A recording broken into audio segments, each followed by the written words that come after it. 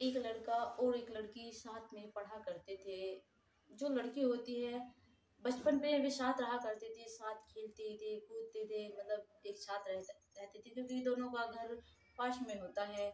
लेकिन एक दिन ऐसा होता है, जो लड़की होती है बाहर पढ़ने के लिए चली जाती है, और जो लड़का होता है वो गाँव में ही पढ़ने के लिए रहता है।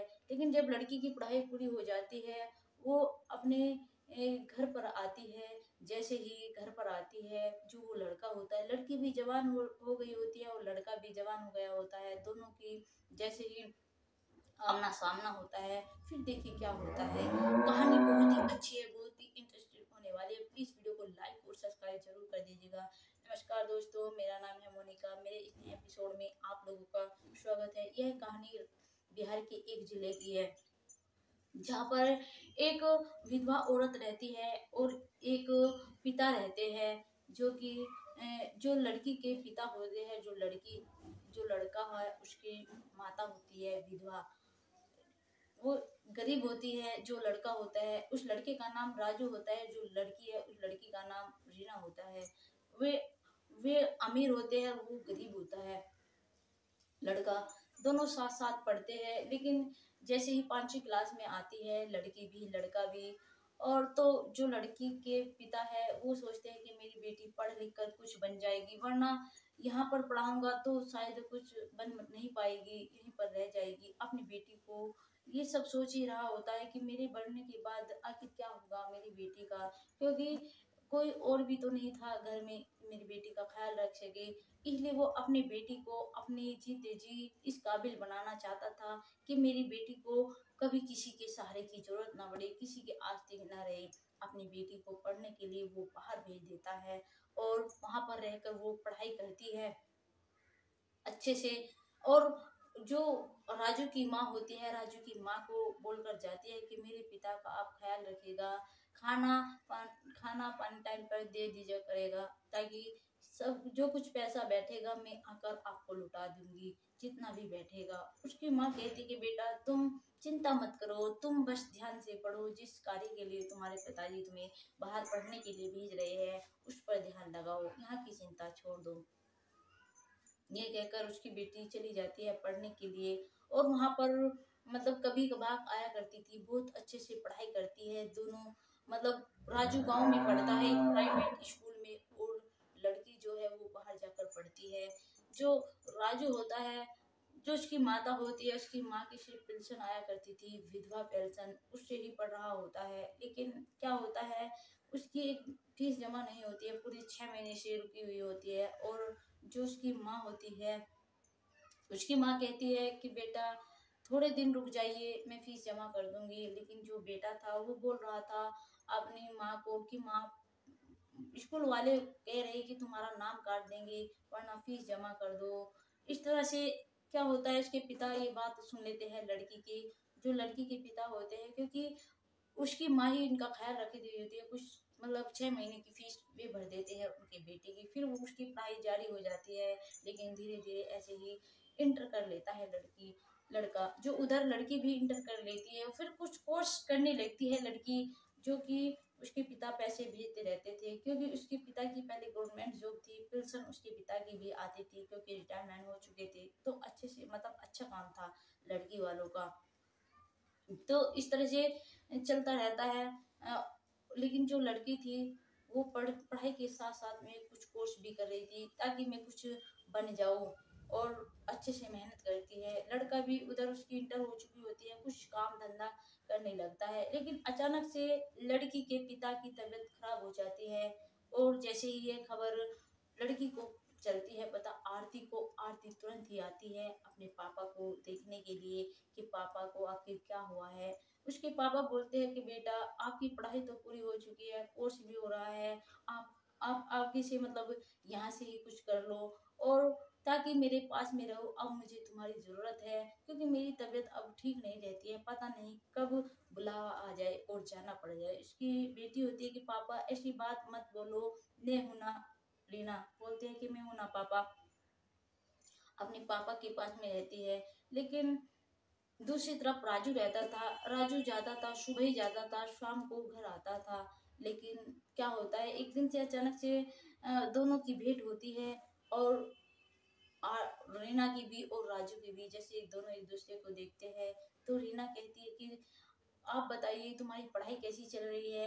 राजू कहता है कि पढ़ाई तो मैंने छोड़ दी है, अब काम करता हूँ। और जो और कहता है कि तुम क्या कर रही हो। जो रीना होती है, रीना कहती है कि मैं भी पढ़ाई कर रही होती है, लेकिन मेरा एक गवर्नमेंट स्कूल में नंबर आ गया है, वहाँ पर मैं टीचर हूँ और वहाँ पर ही बच्चों को पढ़ाती हूँ। कुछ दिनों के लिए आई हूँ क्योंकि पापा की तबीयत खराब हो गई थी, उनके पास आई हूँ। 15 दिन की मैंने पूरी छुट्टी ली है, पापा के पास रहूंगी 15 दिन, फिर चली जाऊंगी। लेकिन क्या होता है, उसके पापा के एक अचानक से दर्द होता है सीने में, मतलब अटैक का दर्द था। और वो राजू को बुला कर लाती है। राजू गाड़ी लाता है, वे तुरंत ही एक हॉस्पिटल में लेकर जाते हैं। वहां पर डॉक्टर को ले जाकर दिखाते हैं। डॉक्टर साहब कहते हैं कि अब इनमें कुछ नहीं है, अब इन्हें घर ले जाइए। ये कहकर जैसे ही डॉक्टर साहब ये बोलते हैं तो रीना बहुत जोर जोर से रोने लगती है। घर ले आते हैं, उनका अंतिम संस्कार कर देते हैं। रीना जो है फिर ये सब होने के बाद में वहां पर चली जाती है स्कूल पढ़ाने के लिए बच्चों को। फिर राजू की जो माँ थी उसकी भी तबीयत खराब रहने लगती है क्योंकि वे बूढ़ी हो चुकी होती है। वो राजू से बोलती है कि बेटा तुम भी शादी कर लो और मेरा कोई पता नहीं है अब, क्योंकि मेरा शरीर भी अब साथ नहीं दे रहा है। वो भी बीमार रहने लगी थी, उसको भी सांस की बीमारी हो गई होती है। एक दिन रीना आती है अपनी सारी प्रॉपर्टी बेचने के लिए, क्योंकि वो कहती है कि मुझे अब यहाँ नहीं रहना है, अब मैं वहीं पर शिफ्ट होंगी। और वहीं पर उसके माँ बाप भी रहते थे जहाँ वो पढ़ाई कर रही होती है। वो सारी राजू के पास जाती है, राजू को कुछ कहना चाहती थी, राजू से कुछ बात करना चाहती थी, लेकिन राजू जो था सुबह जाता था शाम को आता था। एक दिन ऐसा होता है जैसे राजू को बोलते हैं कि प्लीज आप काम पर मत जाइए, हम बाहर चलते हैं कहीं घूमने के लिए, क्योंकि मेरा मन है तुमसे कुछ बात करूं। इसलिए उसके मन ही मन कुछ बात चल रही होती है उसको। जो राजू होता है कहते कि ठीक है चलो आज मैं नहीं जाता। वो रीना के साथ बाहर घूमने के लिए चला जाता है। दोनों घूमते हैं आपस में। रीना जो है अच्छे से रेस्टोरेंट में लेके जाती है, फिर कहीं बाहर जाती है, वहाँ चारों तरफ जो था पानी पानी होता है। एक नाव में बैठती है, बस नाविक था, वे दोनों थे। वो अपनी सारी बात शेयर करना चाहती है राजू से कहती कि राजू मैं तुम्हें एक बात कहना चाहती हूँ। राजू कहता है कि बोलो क्या बात है। वो कहते हैं कि मैं तुमसे प्यार करती हूँ, क्या तुम भी मुझसे प्यार करते हो। मैं ये बात आपको पहले भी कहना चाहती थी, लेकिन मेरे पिता की एकदम से डेथ हो गई, इसलिए ये सब बात मैं बोल नहीं पाई, लेकिन आज कहना चाहती हूँ क्योंकि मैं यहाँ पर जो, अगर तुम्हारे दिल में कुछ भी है मेरे लिए तो मुझे बता दो, वरना मैं सब कुछ यहाँ से बेच कर जा रही हूँ, फिर कभी वापस लौट कर यहाँ नहीं आऊंगी। राजू पहले तो कुछ नहीं बोलता, फिर कहता है थोड़ी देर बाद रीना को, रीना वैसे तो मैं तुमसे बहुत ज्यादा प्यार करता हूँ, लेकिन मैं इस काबिल नहीं हूँ कि तुमसे शादी कर सकूँ, क्योंकि मैंने इंटर करने के बाद मेरी पढ़ाई छूट चुकी है और मैंने आज की कुछ सिर्फ मजदूरी ही करता हूँ। पढ़ाई का भी कोई लाभ नहीं हुआ है, इंटर तक पढ़ाई का भी। तुम जो एक गवर्नमेंट टीचर हो, अपने काबिल हो और तुम्हारे पास में इतना पैसा है, तुम्हें जैसा चाहे वैसा लड़का मिल सकता है, फिर मैं तो एक गरीब व्यक्ति हूँ।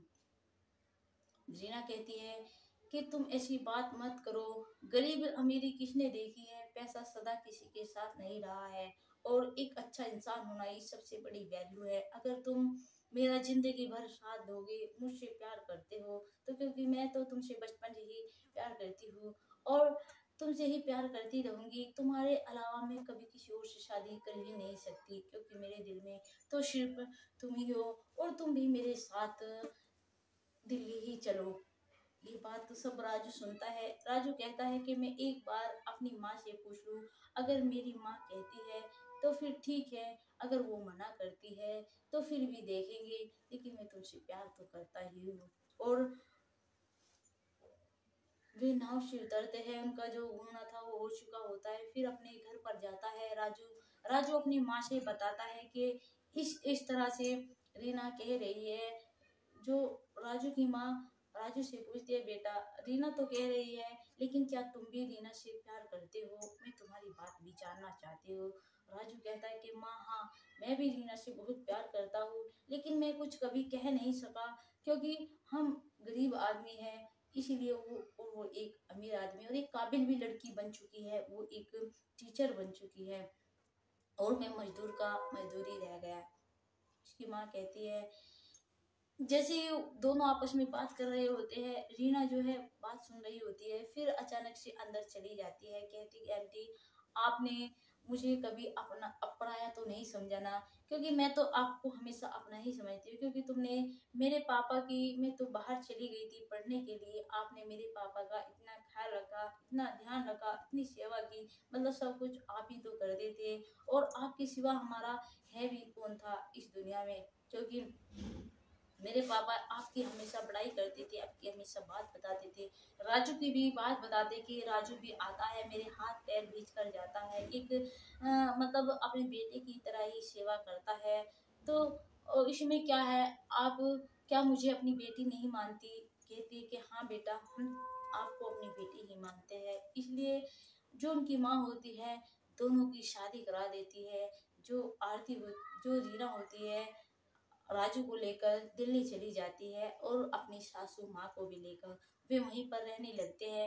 राजू को एक दुकान करा देती है कपड़ों की, और राजू दुकान पर जाता है, रीना पढ़ाने के लिए जाती है। फिर शाम, रीना तो दोपहर में आ जाया करती थी, फिर शाम को सब मिलकर हंसी खुशी रहने लगते हैं। साथ में राजू की जिंदगी भी संवर जाती है और उसकी माँ की जिंदगी भी। प्लीज दोस्तों कमेंट में जरूर बताइएगा कि हमारी यह कहानी आपको कैसी लगी है। नमस्कार दोस्तों, जय हिंद, जय भारत।